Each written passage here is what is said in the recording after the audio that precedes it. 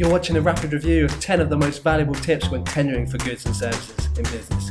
Forgive me, I'm going to be going very quick to try and whiz through this top 10 before this jazzy tune comes to an end. It should hopefully be a bit of fun, but also be very informative, so let's get counted. Number 1, non-disclosure agreement. Get suppliers to sign on that dotted line. NDA also stands for never detail anything until it is in writing. On the flip side, NDA spelled backwards is ADM, which could also stand for always discuss notions. Make sure you discuss your project with suppliers before insisting on the paperwork. Number 2, communication. We need to be constant and consistent. Always pick up the phone and don't hide behind emails.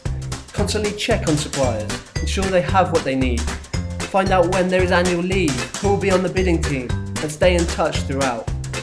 Equally, keep colleagues updated. Get them involved in the scoring later. And be fair to suppliers. Ensure they all have the same information for the best tender process. Competent communication is key. Number 3, question and answer sessions. Be definitive around the timescales to submit questions and provide answers back to suppliers in good time. Questions should be submitted at least a week before the due date, and answers should be consolidated from every supplier query and shared amongst all the bidders at least 3 days before when proposals are due. Don't forget too to save the questions and answers for a future reference. It's a useful learning exercise and it will save you time next time around. Number 4, double up and request 2 proposals for each supplier. First, define your specification and get suppliers to quote against that with little flexibility. Second, allow suppliers to use their experience and suggest something else for consideration. But why 2? Well, RFPs can stifle innovation, and that's a common complaint amongst the design community, but also because suppliers are good at what they do and they know what you need, not what you want.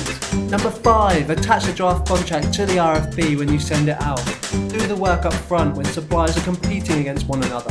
It will enable earlier agreement as you'll be discussing contentious issues earlier in the process, and it also addresses a common complaint by lawyers that they get involved too late in the process.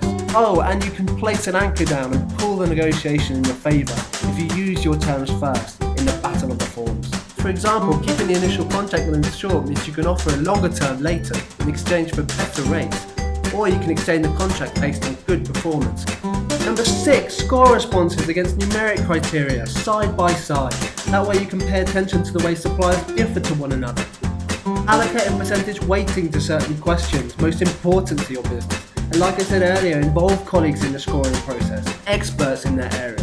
Number 7, get hold of financial reports to measure stability and risk. Ask for these directly from the supplier for the previous 3 years. Understand their dependency on your business. We don't want suppliers fully reliant on our contract. So to calculate this, take the expected annual contract value and divide it by that annual revenue. We should not be selecting suppliers coming out at over 40%. It can all end in tears. Better to work under no exceptions to this rule. Finally, some time to breathe.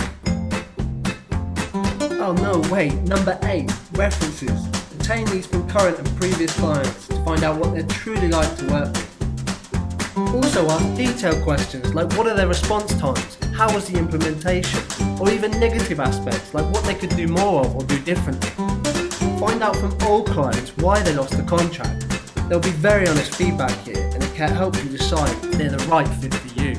Number 9, shortlist and reduce the number of bidders in the RFP process and see the products in action, especially useful if you're buying software or physical goods. Ask plenty of questions like what they want from the deal. This will help you in negotiations later, but focus on interests, not positions, and not hobbies either. It's the interests that drive behaviour here. If you can, give them your feedback and tell them where their proposal or pricing could be improved, and ask them to improve things, giving you an opportunity to reduce the prices before those all-important negotiations. Number 10, negotiation. Maintain a poker face throughout the process and don't display buying behaviours until you have the offer that you're looking for. Benjamin Franklin once said, by failing to prepare, you're preparing to fail. And he's right, 80% of negotiation is about planning. And of the remaining 20%, listening is hugely important too, especially when understanding the motivations and the interests of the other party. Self-awareness is huge too, and so paying attention to your body language and your emotions will help you keep as calm as a cucumber. Our last negotiation tip concerns your fallback position or partner. Knowing when to walk away from discussions will prove invaluable in your pursuit of savings. Remember what Mr. Franklin said, and plan to succeed. So there you have it. We hope you enjoy your negotiations and the tender process as a whole. Make sure you take stock and review what went well and not for next time.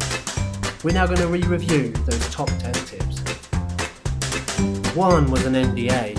2 was communication, constant and consistent. 3 was Q&A sessions run before the due date.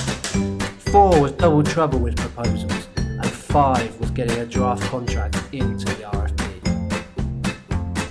6 was scoring responses objectively. 7 was obtaining financial reports and ratios. 8 was calling clients and ex-clients for references. 9 was building a shortlist. And 10, planning your negotiation thoroughly. And on the right hand side we've got our content section.